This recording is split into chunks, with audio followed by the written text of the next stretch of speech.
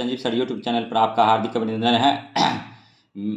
और आप सबों के बीच हम भूगोल क्लास 9th और 10th यानी एस्टेट का लेकर आए हैं। कुछ सब्सक्राइबर बोल रहे थे कमेंट करके कि सर आप 9th और 10th एस्टेट के लिए भूगोल के लिए कुछ कीजिए, तो उसी के खास अनुरोध पर आप सबों के बीच हम कम से कम 1000 क्वेश्चन लेकर आए हैं ज्योग्राफी का, एक ही वीडियो में ख़त्म करेंगे। तो वीडियो को देखिए और ये वीडियो जो है 1 to 5 के लिए भी अति महत्वपूर्ण होगा। तो उससे पहले हम दिखा दिए कि वो वीडियो हम कहाँ से बनाएंगे। तो भूगोल 9th और 10th वर्ग स्तरीय है, तो स्टेट में ये आपको काम आएगा। और ये जो है बहुत मेहनत करने के बाद हमको मिला है, और कहने का मतलब इसके लिए बहुत कड़ी मेहनत करना पड़ा, ठीक है। उसके बाद फिर यहीं से आपको क्वेश्चन दिखने को मिलेगा, इसके सारे क्वेश्चन को हम लगाएंगे, तो हमारे साथ बने रहिए, ठीक है। उसके बाद फिर चलिए स्टार्ट करते हैं वीडियो, ठीक है। तो सभी क्वेश्चन जो है MCQ फॉर्म में होगा, हम क्वेश्चन पढ़ेंगे और आंसर करते जाएंगे, और ताकि इसको आप 2 4 5 बार देख लेंगे तो आपका काम बन जाएगा। तो उससे पहले थोड़ा सा देख लेते हैं, ये चीज़ इंपॉर्टेंट था, ठीक है। भाखड़ा नांगल परियोजना सतलज नदी पर है, गोविंद सागर जलाशय पर है, और नर्मदा नदी पर है, सरदार सरोवर बांध है इस पर। उसके बाद भी देखिए कावेरी परियोजना जो है कावेरी नदी पर है, कृष्णा सागर जलाशय है इस पर। नागार्जुन सागर परियोजना कृष्णा नदी पर नागार्जुन सागर परियोजना है, और रिहंद परियोजना रिहंद नदी पर है, पंत सागर जलाशय है इस पर। नेक्स्ट देखिए आप क्वेश्चन MCQ फॉर्म में आ गए हैं। क्षेत्रफल की दृष्टि से भारत विश्व का कौन सा स्थान है, तो 7वां स्थान है। और भारत का क्षेत्रफल की बात करें 32,87,263 वर्ग किलोमीटर है। और देखिए भारत के अक्षांशीय एवं देशांतरीय विस्तार में लगभग कितनी डिग्री का अंतर है, तो 30 डिग्री का है। और भारत का मानक मध्याह्न रेखा का मान कितना है, तो 82.5 डिग्री है। और भारत की स्थलीय सीमा रेखा तटीय रेखा सीमा रेखा के लगभग कितनी बड़ी है, तो इसका आंसर हो गया दोगुनी। और नेक्स्ट देखिए भारत और चीन के बीच सीमा रेखा का नाम क्या है, मैकमोहन लाइन है। 1914 में मैकमोहन द्वारा खींचा गया था। भारत एवं चीन के बीच मैकमोहन रेखा है। और नेक्स्ट देखिए कर्क रेखा भारत के 8 राज्यों से गुजरती है। और नेक्स्ट इसमें पूछा गया था किससे नहीं गुजरती है, तो उड़ीसा से नहीं गुजरती है, जबकि राजस्थान, छत्तीसगढ़ और त्रिपुरा। मेन इसमें बेसिकली आपको ये जानना है कि भारत जो है कर्क रेखा 23.5 डिग्री उत्तरी अक्षांश को कर्क रेखा बोलते हैं। कर्क रेखा भारत के 8 राज्यों से होकर गुजरती है, भारत के बीचों बीच लगभग गुजरती है। तो ये जो कौन कौन आता है, तो देखिए गुजरात आता है, राजस्थान आता है, और मध्य प्रदेश आता है, छत्तीसगढ़ आता है, और वेस्ट बंगाल आता है, मिजोरम आता है, त्रिपुरा आता है। तो भारत का ये टोटल 8 राज्य हो जाता है। जैसे कि देखिए फिर से एक बार बोल रहे हैं, गुजरात, राजस्थान, मध्य प्रदेश, छत्तीसगढ़, वेस्ट बंगाल, उसके बाद फिर झारखंड, मिजोरम और त्रिपुरा, 8 राज्य हो गया, ठीक है। उसके बाद फिर देखिए भारत का सबसे पूर्वी देशांतर कौन सा है, तो 45 डिग्री 25 मिनट पूर्व। नेक्स्ट देखिए क्वेश्चन बहुत करना है, तो थोड़ा सा स्पीड मेंटेन करना पड़ेगा। उत्तराखंड, उत्तर प्रदेश, बिहार, पश्चिम बंगाल और सिक्किम की सीमाएं किस देश को छूती है, तो नेपाल को छूता है। और नेक्स्ट देखिए नेपाल से जो भारत का सीमा लगता है 729 किलोमीटर लगता है, याद रखिएगा। और नेक्स्ट देखिए ग्रीष्मकालीन में आप यदि कवरत्ती जाना चाहते हैं तो किस केंद्र शासित प्रदेश से जाएंगे, तो अंडमान और निकोबार से जाएंगे। और मेरे मित्र एक ऐसे देश के निवासी हैं जिस देश की सीमा भारत के साथ नहीं लगती है, आप बताइए वह कौन सा देश है। ताजिकिस्तान है। ताजिकिस्तान पूर्ण रूप से लैंडलॉक कंट्री है। पूरे वर्ल्ड में ताजिकिस्तान सबसे बड़ा लैंडलॉक कंट्री है, इसको भी आप याद रखिए। ताजिकिस्तान यूरेनियम उत्पादन के लिए जाना जाता है, और ताजिकिस्तान से ही इंडिया यूरेनियम आयात करता है। निम्नलिखित में से कौन सी चोटी भारत में स्थिर नहीं है, तो माउंट एवरेस्ट भारत में नहीं है। इसकी हाइट की बात करें तो 8,848 किलोमीटर है। माउंट एवरेस्ट को नेपाल में सागरमाथा के नाम से जानते हैं। और नेक्स्ट क्वेश्चन देखिए माउंट एवरेस्ट जो है यंगफॉल पर्वत है, सबसे युवा पर्वत है, ये भी याद रखिए।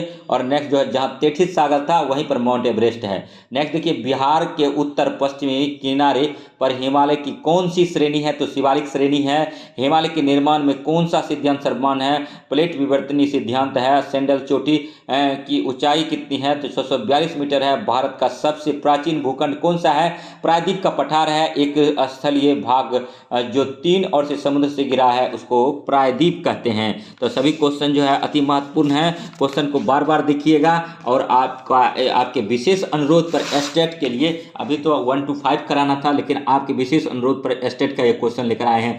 भारत के पूर्वी भाग में म्यांमार की सीमा का निर्धारण करने वाले पर्वतों का संयुक्त नाम है पूर्वांचल है। गोवा के दक्षिण में स्थित पश्चिम तटीय पट्टी कोंकण तट है। पूर्वी घाट का सर्वोच्च शिखर ही महेंद्रगिरी है। और समतल या बहुत कम ढाल वाली भूमि के विस्तृत क्षेत्र को क्या कहते हैं? तो मैदान कहते हैं। लक्ष्मी सागर झील किस राज्य में स्थित है? तो बिहार में है। निम्नलिखित में से कौन लवणीय झील है? सांभर झील है। गंगा नदी पर गांधी सेतु किस शहर के निकट अवस्थित है? तो पटना के निकट है।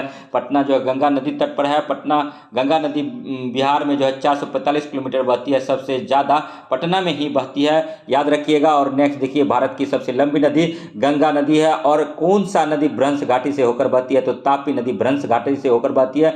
कौन सी नदी प्रायद्वीप भारत की सबसे लंबी नदी है? तो गोदावरी है। सिंधु जल समझौता कब हुआ था? तो 1960 में हुआ था। सांगपो किस नदी का उपनाम है? तो ब्रह्मपुत्रा का नाम है। और तिब्बत में इसको सांगपो बोलते हैं। और नेक्स्ट देखिए, इनमें से गर्म जल का प्रपात कौन सा है? ब्रह्मकुट राजगीर में है, ये गर्म जल कुंड है। काकोलत नवादा में है। और शिव समुद्रम कावेरी पर है। जो गोरसप्पा जो है, ठीक है, मतलब इसको आप कमेंट कीजिए, शायद कर्नाटक में है। नेक्स्ट देखिए, कोसी नदी का उद्गम स्थल कहाँ है? गोसाई धाम सप्तकोशी नेपाल से निकलती है कोसी नदी। और नेक्स्ट देखिए, निम्नलिखित में से कौन सा वृक्ष की शाखाएं के समान अफवाह प्रतिरूप प्रणाली को दर्शाता है? तो दुर्माकृतिक। और बुलर झील निम्नलिखित में से किस राज्य में स्थित है? तो जम्मू कश्मीर में है। बुलर झील कहाँ है? जम्मू कश्मीर में है। और नेक्स्ट देखिए, नर्मदा नदी का उद्गम कहाँ है? तो नर्मदा नदी का उद्गम नर्मदा और सोन का अमरकंटक में है। और लिखिए, लक्ष्मी सागर झील भी बिहार में है, इसको भी याद रखिएगा। और जाड़े में तमिलनाडु के तटीय भागों में वर्षा क्या कारण से होता है? तो उत्तर पूर्वी मानसून के कारण से होता है, याद रखिए। और दक्षिण भारत के संदर्भ में कौन सा तत्व गलत है? तो दैनिक तापांतर कम होता है। जब सूर्य कर्क रेखा पर सीधा चमकता है तो उसका प्रभाव होता है उत्तर पश्चिमी भारत में निम्न वायु दाब रहता है। और नेक्स्ट देखिए, ठीक है, थोड़ा सा वीडियो हिलेगा, इसको कंप्रोमाइज़ कीजिए, क्योंकि आपको ये सब ज्ञान एक ही वीडियो में इसी चैनल पर मिल सकता है। थोड़ा सा आर्थिक अभाव है, ठीक है। और वीडियो जब अच्छा बनाते हैं तो उसके लिए बहुत बड़ी बजट की आवश्यकता होती है। और इससे तो डायरेक्ट हम आपसे जुड़ जाते हैं और आपको हम बता पाते हैं। तो नेक्स्ट देखिए, 36 नंबर है, विश्व में सबसे अधिक वर्षा किस स्थान पर होती है? तो मानिसराम में होता है। और मानिसराम कहाँ है? मेघालय में है। और सबसे पहले कहाँ था? तो चेरापूंजी मेघालय में ही पड़ता था, वहाँ बारिश होती थी, लेकिन उससे भी ज़्यादा मानिसराम में होने लगा है। और नेक्स्ट देखिए, मई महीने में पश्चिम बंगाल में चलने वाली धूल भरी आंधी को क्या कहते हैं? तो काला बैसाखी कहते हैं। एक बात और हम कहना चाहेंगे, स्टेट में जिसका ज्योग्राफी है, तो आप जो है माजिद हुसैन का बुक पढ़ सकते हैं और महेश बनवाल का बुक पढ़ सकते हैं। और आपसे सबसे अच्छा होगा कि एनसीईआरटी अगर आप पढ़ सकते हैं तो पढ़ लीजिए 6 से 12 तक। और नहीं तो महेश बनवाल का एनसीईआरटी अगर आप बोलेंगे तो हम करा देंगे, ठीक है। माजिद हुसैन नहीं करा पाएंगे, बहुत मोटी बुक है। भारत में दक्षिण पश्चिम मानसून का आगमन कब होता है? तो 1 जून से होता है। जाड़े से सबसे ज़्यादा ठंडा कहाँ पड़ता है? तो किलन मार्ग में पड़ता है। उत्तर पश्चिमी भारत में शीतकाल वर्षा का क्या कारण है? तो उत्तर पूर्वी मानसून है। ग्रीष्म ऋतु का कौन स्थानीय तूफान है जो कहवा की खेती के लिए उपयोग होती है? तो फूलों वाली बौछार। नेक्स्ट देखिए, कपासी मिट्टी किसको बोलते हैं? ब्लैक सॉइल को बोलते हैं, इसको भी जानिए। निम्नलिखित में से कौन सा कारण भारत के उत्तर पश्चिम भाग में शीत ऋतु में होने वाली वर्षा के लिए उत्तरदायी है? तो पश्चिमी विक्षोभ। और भारत में मानसून का आगमन निम्नलिखित में से कब होता है? जुलाई के प्रारंभ में होता है। निम्नलिखित में से कौन सी भारत में शीत ऋतु की विशेषता है? तो ठंडा दिन और ठंडी रातें। भारत का जीव संरक्षण अधिनियम कब पारित हुआ था? तो 1972 में। टाइगर प्रोजेक्ट कब चला था? 1973 में। लायन प्रोजेक्ट कब चला था? 1972 में। उसके बाद फिर एलिफेंट प्रोजेक्ट कब चला? 1992 में। तमाम जानकारी लेकर आपके बीच में हम उपस्थित हुए हैं। इस जानकारी का फायदा उठाइए, इस वीडियो को बार बार देखिए। भरतपुर पक्षी विहार कहाँ स्थित है? तो राजस्थान में। भारत में कितने प्रकार की वनस्पति प्रजातियां पाई जाती है? तो 89,000 पाया जाता है। और रबर का संबंध किस प्रकार की वनस्पति से है? उष्णकटिबंधीय वर्षावन से है। रबर का उत्पादन सबसे ज्यादा पूरे वर्ल्ड की बात करें तो थाईलैंड में होता है रबर का उत्पादन, भारत में बात करें तो केरल में होता है। और नेक्स्ट देखिए, सिनकोना के वृक्ष कितने वर्षा वाले क्षेत्र में पाए जाते हैं? सिनकोना के वृक्ष कितनी वर्षा वाले क्षेत्र में पाए जाते हैं? तो 100 सेंटीमीटर वर्षा वाले क्षेत्र में पाए जाते हैं। सिनकोना के छाल से कुनेन प्राप्त होता है, कुनेन दवाई बनाया जाता है जो मलेरिया के रोगी के लिए अति आवश्यक है। मलेरिया जो है मादा एनाफ्लीज मच्छर को काटने से होता है और सिनकोना के वृक्ष दक्षिण अफ्रीका में बहुत पाया जाता है। और शिमली पाल जीव मंडल निश्चय कौन से राज्य में स्थित है? तो उड़ीसा में है। शिमली पाल कहाँ है? तो उड़ीसा में है, याद रखिए। और उड़ीसा में ही उत्कल तट है, याद रखिएगा। और नेक्स्ट देखिए, भारत के कौन से जीव मंडल निश्चय विश्व में जीव मंडल निश्चयों के लिए जाने जाते हैं? तो नंदा देवी। और भारत का सर्वाधिक साक्षरता दर किस राज्य का है? तो केरल का है। और सबसे सर्वाधिक साक्षरता दर केरल का है, याद रखिएगा। और केरल में लिंगानुपात भी सबसे ज़्यादा है।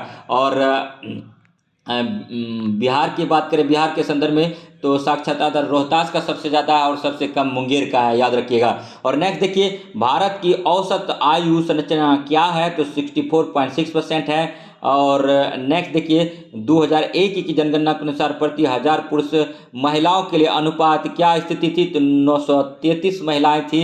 जबकि देखिए 2011 जनगणना के अनुसार 1000 पुरुषों पर महिलाओं के अनुपात क्या है? तो 943 है, याद रखिएगा, थोड़ा सा बढ़ गया है। अगर बिहार के संदर्भ में 2011 के संदर्भ में 1000 पुरुषों पर महिलाओं की बात करें तो बिहार में वर्तमान में जो सेक्स रेशियो है वो 918 है, इसको भी याद रखेंगे। और लिटरेसी रेट बिहार में सबसे कम है, 28 राज्य 8 केंद्र शासित प्रदेश में तो कितना है? 61.8% है। और बिहार का क्षेत्रफल कितना है? 94,163 वर्ग किलोमीटर है। बिहार का क्षेत्रफल के अनुसार से कम्मा राज्य है, 12वां स्थान है। और जनसंख्या में सबसे पहला स्थान उत्तर प्रदेश का है, दूसरा जो है महाराष्ट्र का है, तीसरा बिहार का है। और नेक्स्ट देखिए, सभी क्वेश्चन को करते जा रहे हैं। भारत की औसत जनसंख्या घनत्व प्रति वर्ग किलोमीटर क्या है? 325 व्यक्ति है। और बिहार की बात करें तो 1106 प्रति व्यक्ति जनसंख्या घनत्व है, ठीक है। और भारत में सबसे सर्वाधिक जनसंख्या घनत्व किस राज्य का है? तो सबसे ज़्यादा बिहार का है। उसके बाद सबसे कम किसका है? तो अरुणाचल प्रदेश का है। और निम्नलिखित में से किस क्षेत्र में प्रवास आबादी की संख्या वितरण एवं संरचना में परिवर्तन लाता है? तो प्रस्थान एवं आगमन दोनों क्षेत्रों में। नेक्स्ट देखिए, 57 नंबर क्वेश्चन है दोस्तों, जनसंख्या के बच्चों का एक बहुत बड़ा अनुपात निम्नलिखित में से किसका परिणाम है? अधिक विवाहित जोड़ों का, ठीक है। इसीलिए देखिए, भारत का जनसंख्या 2000 जो 10 साल पर होता है, 2011 में हुआ था, 21 में होना था, 21 में कोविड पैंडेमिक हो गया। लेकिन मतलब एक रिपोर्ट आया है जिसके तहत घोषित कर दिया गया है कि पूरे वर्ल्ड में सबसे ज़्यादा जनसंख्या जो है भारत का है। नेक्स्ट, इससे पहले जो है अगर चीन का था तो आप अगर रिपोर्ट के अनुसार पूछे तो दे देना मतलब भारत का। और अगर रिपोर्ट वो कुछ रिपोर्ट का नाम है थोड़ा सा अगर याद आएगा तो मैं बता दूंगा, करंट का क्वेश्चन है। और रिपोर्ट का नहीं उसमें क्वेश्चन में जिक्र होगा तो आप निसंदेह चीन मारना, ठीक है, चीन का तब हो जाएगा। नेक्स्ट देखिए, निम्नलिखित में से किस क्षेत्र में प्रवास आबादी की संख्या वितरण में संरचना परिवर्तन लाता है? प्रस्थान एवं आगमन दोनों क्षेत्रों में। कि जनसंख्या में बच्चों को का एक बहुत बड़ा अनुपात निम्नलिखित में से किसका परिणाम है? तो अधिक विवाहित जोड़ों का है। और जनसंख्या नीति कंट्रोल करने के लिए, ठीक है, शुरू में ही चलाया गया था, ठीक है, हमारे दोनों पर्यावरण मतलब परिवार नियोजन कल्याण कार्यक्रम चलाया गया था। और सामुदायिक कार्यक्रम जो था 1952 में चलाया गया था, ये भी याद रखिएगा। नेक्स्ट देखिए, ठीक है, निम्नलिखित में से कौन सा एक जनसंख्या वृद्धि का परिणाम दर्शाता है? प्रत्येक वर्ष लोगों की संख्या में होने वाली वृद्धि को दर्शाता है। 2001 की जनगणना के अनुसार एक साक्षर व्यक्ति हुआ है, ठीक है, जिनकी उम्र 7 वर्ष है तथा वह किसी भी भाषा को समझ के साथ पढ़ लिख सकता है। तो 2011 के अनुसार भी यही है, ये साक्षरता का परिभाषा है कि साक्षर व्यक्ति उस व्यक्ति को कहते हैं जिसकी उम्र 7 वर्ष है तथा वह किसी भी भाषा को समझ के साथ पढ़ लिख सकता है। और कोई 2 भाषा भी हो तो अच्छी बात है, ठीक है, 2 भाषा में समझ बूझ सकता है, ठीक है। नेक्स्ट देखिए 66 नंबर क्वेश्चन है, नेपाल की सीमा भारत के किस राज्य में मिलती है? तो सिक्किम में मिलता है। सिक्किम पूर्ण जैविक राज्य है, ये भी याद रखिएगा। और महाभारत लेख क्या है? तो पर्वत श्रृंखला श्रृंखला है। अगर महाभारत, उस महाभारत की बात करें तो महाभारत को संस्कृत भाषा में वेद व्यास ने लिखा था, इसको भी आपको जानना जरूरी हो जाता है। और गंडक नदी का नेपाल में किस नाम से जाना जाता है? तो गंडक को नारायणी नाम से जाना जाता है। गंडक को ऋग्वैदिक काल में क्या नाम से जाना जाता था? सदा नीरा के नाम से जाना जाता था, क्योंकि सालों भर इसमें पानी रहती थी। नेपाल के माउंट एवरेस्ट को क्या कहा जाता है? तो सागर माता कहा जाता है नेपाल में माउंट एवरेस्ट को। नेपाल की सबसे लंबी नदी क्या है? तो कर्णाली है। याद रखिए, नेपाल की सबसे बड़ी लंबी नदी क्या है? तो कर्णाली है। और बंगाल का शोक किसको कहते हैं? दामोदर नदी को कहते हैं। बिहार का शोक किस नदी को कहते हैं? तो कोसी नदी को कहते हैं। और उड़ीसा का शोक किस नदी को कहते हैं? तो ब्राह्मणी नदी को कहते हैं। और नेक्स्ट देखिए, नेपाल में पंडजोल मिट्टी कहाँ पाई जाती है? तो मध्य पर्वतीय प्रदेश में पाया जाता है। भूटान की राजधानी कहाँ है? तो थिम्पू है। और बांग्लादेश की राजधानी कहाँ है? तो ढाका है। नेपाल की राजधानी काठमांडू है। तो तमाम जानकारी लेकर आपके बीच हम उपस्थित हुए हैं। तो अगर वीडियो अच्छा लगे तो लाइक कीजिए, सब्सक्राइब कीजिए और शेयर कीजिए, तथा इसी प्रकार का वीडियो देखने के लिए हमारे GS study with Sanjeev sir YouTube channel को एक मौका दीजिए। ठीक है। भूटान की में औसत वार्षिक वर्षा होती है 250 सेंटीमीटर होता है। भूटान में हिमालय की सर्वाधिक ऊंचाई कितनी है? 7554 मीटर है। भूटान में कितने प्रतिशत क्षेत्र पर वनों का विस्तार है? तो 70% पर है। और भूटान की साक्षरता दर कितनी प्रतिशत है? तो 42% है। और बांग्लादेश का पूर्व का नाम क्या था? पूर्वी पाकिस्तान था। और नेक्स्ट देखिए, भारत के साथ बांग्लादेश की स्थलीय सीमा कितनी लंबी है? तो 40,096 किलोमीटर है भारत और बांग्लादेश। भारत का पड़ोसी देश स्थल से जो जुड़ा हुआ है 7 देश है। और जलीय मार्ग से श्रीलंका और मालदीव जुड़ा हुआ है। तब क्वेश्चन आता है कि भारत सबसे ज़्यादा सीमा किस देश के साथ साझा करता है? तो बांग्लादेश के साथ करता है, याद रखिएगा। और उस सबसे कम किसके साथ करता है? तो सबसे कम अफगानिस्तान के साथ 106 किलोमीटर करता है। और भारत कब स्वतंत्र हुआ था? तब भारत स्वतंत्र हुआ था 15 अगस्त 1947 को। लेकिन यहाँ पर क्वेश्चन है, थोड़ा सा स्लिप हो गया, कि बांग्लादेश कब स्वतंत्र हुआ था? तो बांग्लादेश 17 दिसंबर 1971 को स्वतंत्र हुआ था, जब भारत से अलग हुआ था पाकिस्तान। तो इसका कुछ प्रांत जो था, ठीक है, बांग्लादेश एक पूर्वी बांग्लादेश था, ठीक है। तो उसी को जो है पूर्वी पाकिस्तान है, उसी को बांग्लादेश 1971 में बना दिया गया और वो पाकिस्तान से अलग हो गया। नेक्स्ट देखिए 74 नंबर क्वेश्चन है कि बांग्लादेश एशिया महाद्वीप के किस भाग में है? तो पूर्वी भाग में है। और ब्रह्म कुंड कहाँ है? तो राजगीर में है। यह कैसा कुंड है? तो गर्म जलप्रपात वाला कुंड है। नेक्स्ट देखिए, तमाम जानकारी को जो है बिहार के साथ जोड़कर पढ़ना पड़ेगा, ठीक है। बिहार को अगर आप पढ़ना चाहते हैं पूरा मतलब डिटेल में, तो जो है इम्तियाज अहमद की सब्जेक्टिव बुक आता है। अगर आप सिर्फ काम चलाना चाहते हैं तो ऑब्जेक्टिव बुक, दोनों बुक को आप गहन अध्ययन कर लीजिए। ब्रह्मपुत्र नदी को बांग्लादेश में किस नाम से जाना जाता है? तो जमुना नाम से जाना जाता है। श्रीलंका की आकृति कैसी है? तो अंडाकार है। और पिदुरा ताल गला श्रीलंका का एक प्रमुख स्थल कृति है, शिखर है। श्रीलंका की राजधानी कहाँ है? कोलंबो है। भारत से श्रीलंका को अलग करता है तो पाक जल संधि करता है। और श्रीलंका में लोकतंत्र की स्थापना कब हुई? 1956 में हुआ। पाकिस्तान का सबसे बड़ा हवाई अड्डा कहाँ है? कराची में है। खेल का सामान बनाने में विश्व प्रसिद्ध है तो सियालकोट है। और खेल सामान के लिए मेरठ को भी जाना जाता है, याद रखिएगा। और नेक्स्ट देखिए, कांच की चूड़ी के लिए फिरोजाबाद को जाना जाता है। पाकिस्तान की सबसे प्रसिद्ध चोटी तख्त सुलेमान की ऊंचाई क्या है? 3770 मीटर है। सिंधु नदी बहती है, उत्तर से दक्षिण बहती है। सिंधु नदी उत्तर से दक्षिण बहती है। और 5 नदियों की भूमि पंजाब को बोलते हैं, ठीक है। 2 नदियों के बीच की भूमि को क्या बोलते हैं? तो दोआब बोलते हैं। एशिया का सबसे गर्म स्थान कौन सा है? जोकोबाबाद है। और पृथ्वी के ऊपरी परत को चट्टान, कठोर परत को चट्टान बोलते हैं, याद रखिएगा।